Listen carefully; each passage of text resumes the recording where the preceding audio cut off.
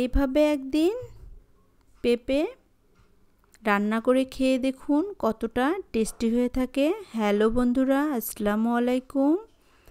উত্তরবঙ্গ রান্নাঘর থেকে স্বাগতম। আশা করি আপনারা ভালো আছেন। আমি আজকে পেঁপের একটি রেসিপি নিয়ে হাজির হয়েছি। এর জন্য একটি পেঁপে বাগানে এসেছি। দেখুন বন্ধুরা, কত সুন্দরভাবে একটি পেঁপে ধরেছিল, আমি ছিঁড়ে নিচ্ছি। এখন এই পেঁপেটিকে আমি খোসা ছাড়িয়ে নিব। চুলায় একটি কড়াই বসিয়ে দিয়েছি। এখানে কিছু পরিমাণ পানি দিয়ে দিয়েছি। পানিটা ফুটে আসলে আগে থেকে যে পেঁপের খোসা ছাড়িয়েছিলাম ওইটি আমি 4 ফালি করে কেটে নিয়েছি। আপনারাও টুকরো টুকরো করেও কেটে নিতে পারেন। এখন দিয়ে দিচ্ছি হাফ চামচ হলুদের গুঁড়ো, হাফ চামচ লবণ। এখন পেঁপেগুলোকে খুব ভালো করে সিদ্ধ করে নিব।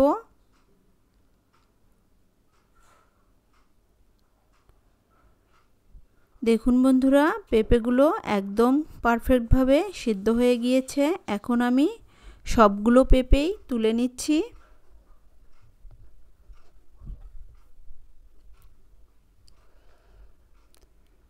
এই পেঁপেগুলো ঠান্ডা হয়ে গেলে খুব ভালো করে মেখে নিব।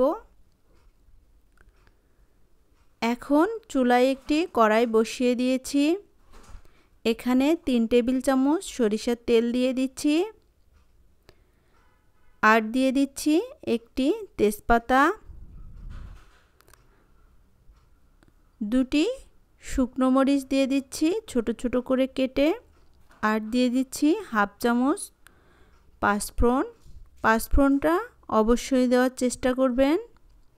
এখন আমি আগে থেকে যে পেঁপে মেখেছিলাম ওগুলো দিয়ে দিচ্ছি।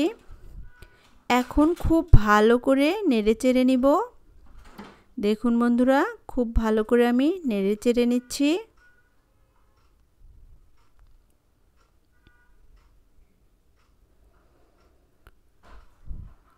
চার থেকে 5 মিনিটের মতো খুব ভালো করে নেড়েচেড়ে নিলেই হয়ে যাবে। এখন দিয়ে দিচ্ছি লবণ। এখানে আমি সামান্য একটু লবণ দিয়ে দিচ্ছি। আগেই যেহেতু লবণ দিয়েছিলাম এই জন্য অল্প পরিমাণ দিয়ে দিচ্ছি। এখন আমি চুলা থেকে নামিয়ে নিব। দেখুন বন্ধুরা, একটি বাটিতে নামিয়ে নিচ্ছি। কত সুন্দরভাবে আমার এই পেঁপে ভর্তা হয়ে গেল। আপনারা অবশ্যই এভাবে বানিয়ে খাওয়ার ট্রাই করবেন। এতটাই টেস্টি হয়ে থাকে, এতটাই মজার হয়ে থাকে। একবার বানিয়ে খেলেই বুঝতে পারবেন কতটা টেস্টি হয়েছে।